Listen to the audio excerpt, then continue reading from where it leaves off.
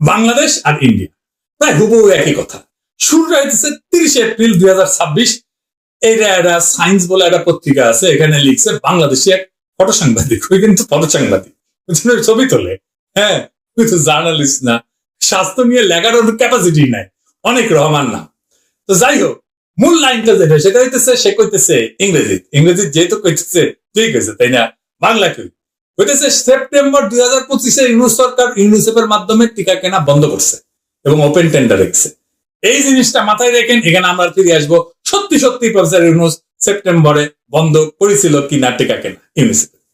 এই একটা বাক্য থেকে পুরা ঝড়।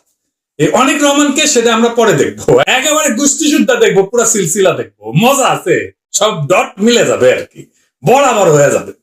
পরের দিন 1 মে, একদিন পরে ভারতের দে প্রিন্ট লিখেছে ইংরেজি যেহেতু লিখেছে ঠিকই লিখেছে, তাই না?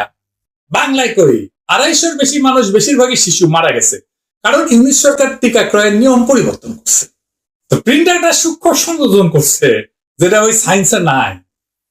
সেটা হইতেছে যে এই প্রাদুর্ভাব ভারতের জন্য বিপদ। যশোর চাঁপাইনবাবগঞ্জ দিয়ে ব্যস্ত সীমান্ত পারাপার হয়, সীমান্ত পার হয়ে ভাইরাস ঢোকার ঝুঁকি বেড়েছে।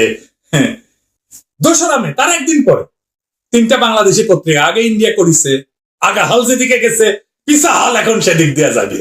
3টা পত্রিকা, বিজনেস স্ট্যান্ডার্ড, দিল্লি স্টার আর বিডি নিউজ 24, 3টাই বরাবর দিল্লির বরাবর আর কি, বুঝি যাও। 3টাই সায়েন্সের কথা হুবহু রিপিট করেছে। কেউ ইপিআই অফিসে যায়নি, কেউ স্বাধীন তদন্ত করেনি, কেউ একটু ইউনিসেফের সাথে কথা বলেনি, কেউ কাগজপত্র দেখেনি। একই দিনে সোশ্যাল নিউজ এক্সওয়াইজেড ভারত থেকে একই কথা। 3রা মে, ভারতের আরএসএস অ্যাফিলিয়েটেড অর্গানাইজার একটা পত্রিকা আছে, 2টা প্রতিবেদন, সায়েন্সে যেটা নাই সেটা আবার অর্গানাইজার যোগ করি